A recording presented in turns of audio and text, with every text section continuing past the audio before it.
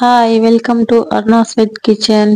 ఈరోజు ఇంట్లోనే ఈజీగా బేకరీ స్టైల్లో బిస్కెట్లని ఎలా ప్రిపేర్ చేయాలనో చూపిస్తున్నాను. ఓవెన్ కానీ ఎగ్ కానీ యూజ్ చేయటం లేదు. నేను చెప్పే మెజర్మెంట్స్ ని ఫాలో అవుతూ ఫస్ట్ టైం చేసే వాళ్ళు కూడా ఈజీగా ప్రిపేర్ చేసుకోవచ్చు. ఒకవైపు వంట చేస్తూ కూడా బిస్కెట్లని ప్రిపేర్ చేసుకోవచ్చు. అంత ఈజీ. మరి ప్రాసెస్ ని స్టార్ట్ చేస్తాను, స్కిప్ చేయకుండా చూసేయండి. బిస్కెట్స్ ప్రిపరేషన్ కోసము ముందుగా ఒక బౌల్ తీసుకొని స్ట్రైనర్ ని ఉంచి 1 కప్పు మైదాని తీసుకోవాలి. మైదా ప్లేస్ లో గోధుమ పిండిని కూడా వాడుకోవచ్చు. అరకప్పు శనగపిండిని, అరకప్పు కన్నా ఒక 2 స్పూన్లు తక్కువ ఉండేలాగా పౌడర్ షుగర్ ని తీసుకోవాలి. చిటికెడు ఉప్పును వేసి జల్లించుకోవాలి. జల్లించుకోవడం అనేది మస్ట్ అండి. ఈ ప్రాసెస్ ని స్కిప్ చేయవద్దు. ఎక్కడా ఉండలు ఉండకూడదు. అప్పుడే బిస్కెట్స్ అనేది చాలా బాగా వస్తాయి.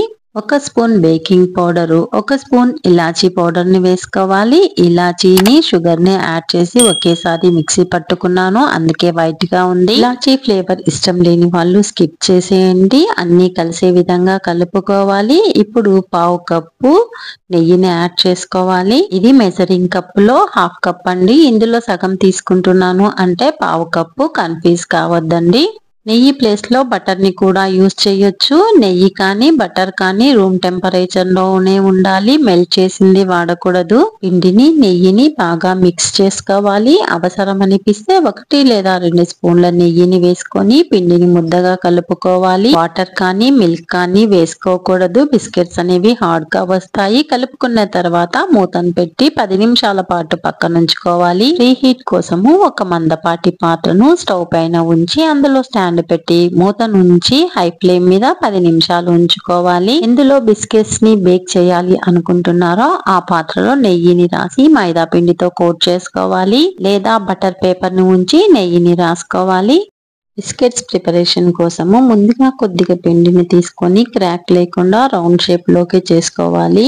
తర్వాత మీకు ఏ షేప్ అయితే ఇష్టమవుతుందో ఆ షేప్ లోకి చేసుకోండి. నేనైతే రెక్టాంగిల్ షేప్ లో చేస్తున్నాను. చేసుకున్న బిస్కెట్ ని ఒక ప్లేట్ లో ఉంచి డిజైన్ కోసము నైఫ్ తో లైన్స్ ని వేసి దానిపైన జీడిపప్పు పీసెస్ ని వేసేస్తున్నాను. ఇలాగే చేసుకోవాలని ఏం లేదు. మీ టాలెంట్, మీ చాయిస్ ని బట్టి బిస్కెట్స్ ని ఏ షేప్ లో చేసుకోవాలి, డిజైన్ ఎలా ఇయ్యాలి, డ్రై ఫ్రూట్స్ ని నిర్ణయించుకోండి. మీకు ఏవైనా డిఫరెంట్ ఐడియాస్ వస్తే నాకు కామెంట్ లో తెలియజేయండి, నేను కూడా తెలుసుకుంటాను. మిగిలిన బిస్కెట్స్ అన్నింటినీ కూడా ఇదే విధంగా ప్రిపేర్ చేసుకోవాలి. తర్వాత బేకింగ్ కోసము రెడీ చేసి పెట్టుకున్న పాత్రలో వీటినన్నింటినీ పెట్టుకొని ప్రీ హీట్ కోసం ఉంచిన కడాయిలో పెట్టి లిడ్ ని పెట్టేసిన తర్వాత హోల్ ని కవర్ చేసుకోవాలి. ఫ్లేమ్ ను మీడియం టు లోకు అడ్జస్ట్ చేసుకోవాలి. నేను చేసిన ఈ రెసిపీ మీకు నచ్చినట్లయితే లైక్ చేసి షేర్ చేయడం మర్చిపోవద్దు.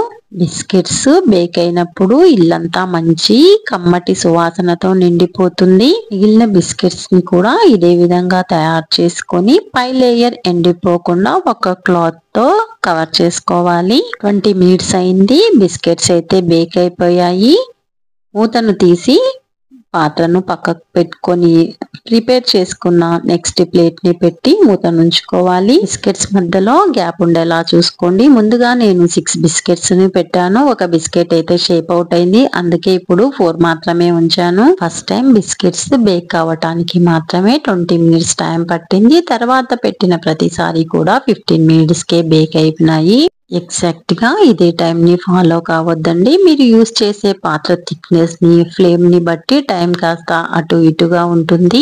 బేకరీలో దొరికే బిస్కెట్ల లాగే ఉన్నాయి కదా, మీరు కూడా ట్రై చేయాలనుకుంటున్నారా? అయితే డిస్క్రిప్షన్ లో మెజర్మెంట్స్ చెక్ చేసుకొని వీడియోను ఫాలో అయ్యి ప్రిపేర్ చేసుకోండి. తర్వాత ఎలా వచ్చిందో నాకు కామెంట్ చేయండి. మీరు చేసిన బిస్కెట్ల ఫోటోలని ఇన్స్టాగ్రామ్ లో పోస్ట్ చేయండి. ఇంతవరకు నా ఛానల్ ని సబ్స్క్రైబ్ చేసుకొని వాళ్ళు, ఫస్ట్ టైం నా ఛానల్ ని విజిట్ చేసిన వాళ్ళు సబ్స్క్రైబ్ చేసుకొని బెల్ సింబల్ ని నొక్కి యాక్టివేట్ చేసుకోండి. Thank you for watching.